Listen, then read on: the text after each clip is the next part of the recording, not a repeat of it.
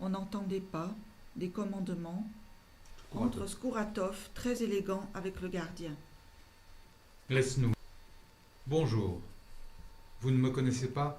Moi, je vous connais. Déjà célèbre, hein? Puis-je me présenter? Vous ne dites rien, je comprends. Le secret, hein? C'est dur, 8 jours au secret.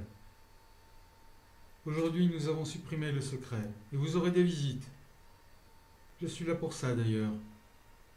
Je vous ai déjà envoyé Foka. Exceptionnel, n'est-ce pas? J'ai pensé qu'il vous intéresserait. Êtes-vous content? C'est bon de voir des visages après 8 jours, non? Tout dépend du visage. Bonne voix, bien placée. Vous savez ce que vous voulez. Si j'ai bien compris, mon visage vous déplaît. Oui. Vous m'envoyez déçu. Mais c'est un malentendu. L'éclairage est mauvais d'abord. Dans un sous-sol, personne n'est sympathique. Du reste, vous ne me connaissez pas. Quelquefois un visage rebute. Et puis, quand on connaît le cœur... Assez. Qui êtes-vous? Skouratov, directeur du département de police. Un valet. Pour vous servir. Mais à votre place, je montrerai moins de fierté. Vous y viendrez peut-être. On commence par vouloir la justice et on finit par organiser une police. Du reste, la vérité ne m'effraie pas. Je vais être franc avec vous. Vous m'intéressez.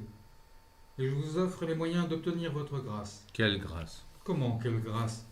Je vous offre la vie sauve. Qui vous l'a demandé? On ne demande pas la vie, mon cher, on la reçoit.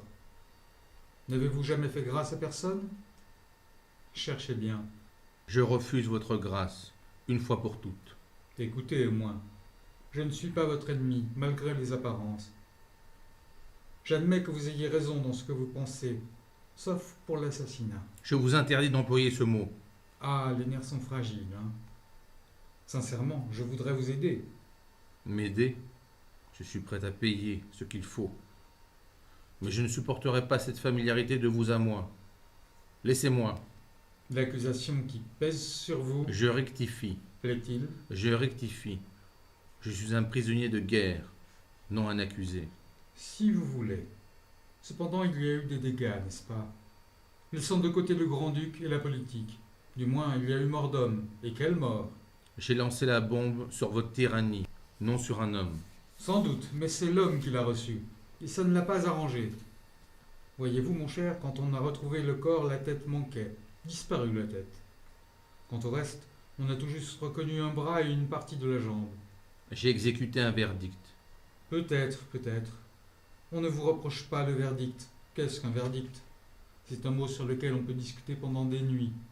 On vous reproche? Non, vous n'aimeriez pas ce mot. Disons un travail d'amateur, un peu désordonné, dont les résultats, eux, sont indiscutables. Tout le monde a pu les voir. Demandez à la grande-duchesse. Il y avait du sang, vous comprenez? Beaucoup de sang. Taisez-vous. Bon, je voulais dire simplement que si vous vous obstinez à parler du verdict, à dire que c'est le parti, et lui seul, qui a jugé et exécuté, que le grand-duc a été tué non par une bombe, mais par une idée, alors vous n'avez pas besoin de grâce. Supposez pourtant que nous en revenions à l'évidence.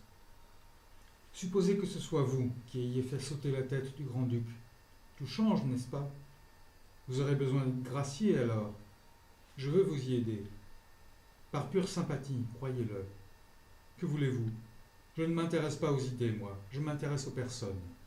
Ma personne est au-dessus de vous et de vos maîtres. Vous pouvez me tuer, non me juger. Je sais où vous voulez en venir.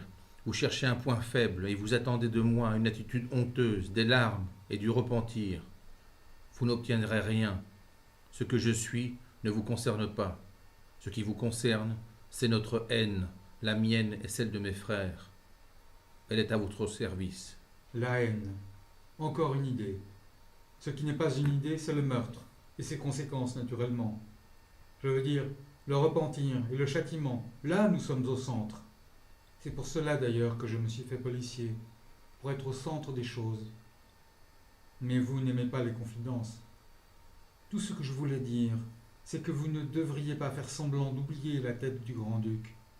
Si vous en teniez compte, l'idée ne vous servirait plus de rien. Vous auriez 11, par exemple. au lieu d'être fier de ce que vous avez fait. Et à partir du moment où vous aurez honte, vous souhaiterez de vivre pour réparer. Le plus important est que vous décidiez de vivre. Et si je le décidais, La grâce pour vous et vos camarades. les avez-vous arrêtés? Non, justement. Mais si vous décidez de vivre, nous les arrêterons. Ai-je bien compris? Sûrement. Ne vous fâchez pas encore. Réfléchissez. Du point de vue de l'idée, vous ne pouvez pas les livrer. Du point de vue de l'évidence, au contraire, c'est un service à leur rendre. Vous leur éviterez de nouveaux ennuis, et du même coup, vous les arracherez à la potence. Par-dessus tout, vous obtenez la paix du cœur. À bien des points de vue, c'est une affaire en or. Alors, Mes frères vous répondront avant peu. encore un crime. Décidément, c'est une vocation. Allons, ma mission est terminée. Mon cœur est triste. Mais je vois bien que vous tenez à vos idées. Je ne puis vous en séparer. Vous ne pouvez me séparer de mes frères. Au revoir. Pourquoi, en ce cas, avez-vous épargné la grande duchesse et ses neveux? Qui vous l'a dit? Votre informateur nous informait aussi, en partie du moins. Mais pourquoi les avez-vous épargnés?